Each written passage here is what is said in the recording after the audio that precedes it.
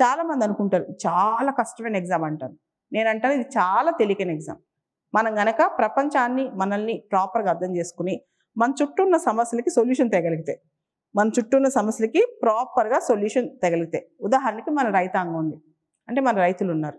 మన రైతులకున్న సమస్యలు ఏంటి, ముఖ్యంగా కౌలు రైతులకున్న సమస్యలు ఏంటి, వాళ్ళు పడే పాటలు ఏంటి, మనకి ప్రాపర్ ఇన్స్టిట్యూషనల్ లెండింగ్ సరిగ్గా ఉందా, వాళ్ళు అప్పుల ఊబిలోకి ఎలా కూరుకుపోతున్నారు, ముఖ్యంగా పంటలు పండినా పండకపోయినా వాళ్ళు ఏదైతే ఒప్పుకున్నారో కౌలుకి పొలం తీసుకున్నారో ఆ ఓనర్కి ఎంత కట్టాలి, ల్యాండ్ ఓనర్కి, అగ్రికల్చర్ ల్యాండ్ ఓనర్కి, తర్వాత వడ్డీకి తెచ్చిన డబ్బులకు అప్పులు ఎలా తీర్చాలి.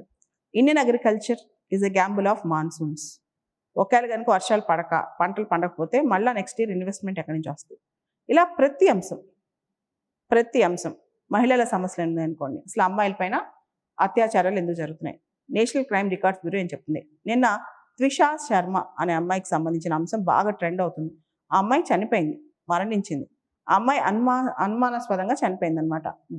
అత్తగారు మాజీ జడ్జి, భర్త గారు లాయర్. మరి వాళ్ళు హింసించి వరకట్నపు చావా అనే దాని మీద చర్చ జరుగుతోంది. ఇండియాలో ఇంకా వరకట్నపు చావులు ఉన్నాయా, ఒకవేళ ఉంటే శిక్షలు ఏంటి.